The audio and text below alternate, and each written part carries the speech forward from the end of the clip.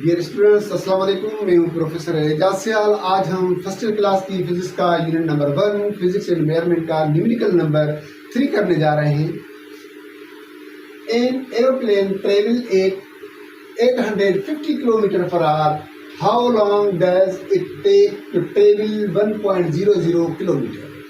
अब इस सवाल का मतलब ये है कि बताओ कि एक एरोप्लेन है जिसकी वेलोसिटी है 850 किलोमीटर पर आवर, और हाउ लॉन्ग डज, ये कितना टाइम लेगा to take the travel 1 kilometre, जब ये 1 किलोमीटर पूरा कर लेगा। तो सबसे पहले हम देखते हैं कि इसकी जो वेलोसिटी हमें गिवन है, वो वेलोसिटी क्या गिवन है, वो गिवन है 850 किलोमीटर पर आवर।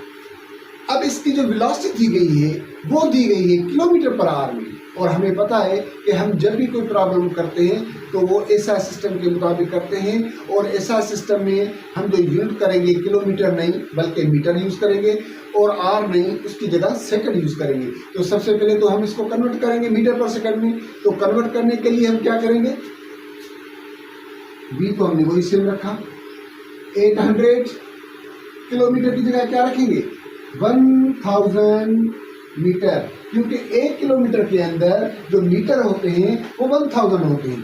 और अपॉन हम लिखने जा रहे हैं 1 आर। तो 1 आर में कितने सेकंड्स होते हैं, 3600 सेकंड्स होते हैं।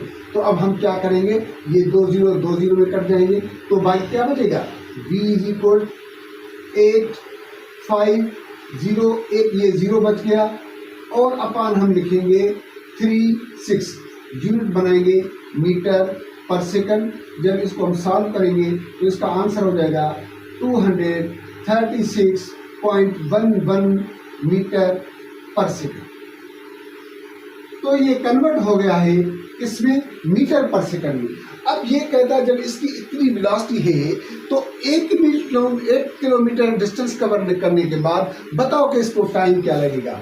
इसको टाइम क्या लगेगा जबकि ये डिस्टेंस कवर करेगा 1 किलोमीटर, ये हमें बताना पड़ेगा। तो सबसे पहले हम क्या करेंगे, डेटा। तो डेटा में क्या कहता है, सबसे क्या दे रहा है हमें, ये किलोमीटर पर आवर का मतलब क्या होगा, वेलोसिटी। तो इसकी जो वेलोसिटी है वो है 850 किलोमीटर पर आवर। अब इसको हमने कन्वर्ट करना था मीटर पर सेकंड में, वो हम कर चुके हैं। तो इसको हम लिखेंगे 236.11 मीटर पर सेकंड। अब हम किलोमीटर पर सेकंड की, किलोमीटर पर आवर की जगह हम यूज करेंगे मीटर पर सेकंड। उसके बाद क्या कहता है, हाउ लॉन्ग डज इट। तो ये हाउ लॉन्ग का मतलब होता है कि कितना टाइम लेगा। तो T for the question mark, और कितना डिस्टेंस कवर करने के बाद 1.00 किलोमीटर, यानी कि जो डिस्टेंस कवर करेगा वो करेगा 1.00 किलोमीटर। अब देखें कि जो 1.00 लिखा हुआ है ये एक्चुअली 1 किलोमीटर ही लिखा हुआ है, और ये 1 किलोमीटर जो हमारे पास बराबर होता है मीटर में, वो कितने के बराबर होता है, 1000 मीटर के बराबर होता है। तो हम सिंपली ऐसे भी लिख सकते हैं। अब मुझे ये बताएं, इस डेटा में हमें जो दिया गया है, क्या दिया गया है, वेलोसिटी दी गई है, टाइम दिया गया है, डिस्प्लेसमेंट दिया गया है। अब इसको देखते हुए हम देखेंगे इसके ऊपर फार्मूला कौन सा लगेगा। सीधी सी बात है, सॉल्यूशन लिखेंगे। हमें पता है कि हमारे पास फार्मूला होता है velocity is equal to distance upon time. तो अब हमें फाइंड क्या करना है, टाइम फाइंड करना है। तो टाइम फाइंड करने के लिए, टाइम को रीअरेंज करने के लिए टी इस तरफ चला जाएगा, एस को हम वहां रखेंगे और हम बी को नीचे रखेंगे। Now by putting the values, S हमारे पास कितनी है, 1000। भाई वेलोसिटी हमारे पास कितनी है, 236.11। अब हम क्या करेंगे, जब 1000 को हम डिवाइड करेंगे 236.11 से, तो हमें आंसर मिलेगा 4.23। ये टाइम है, तो इसका यूनिट क्या हो जाएगा, सेकंड। तो ये हमारा हो जाएगा आंसर।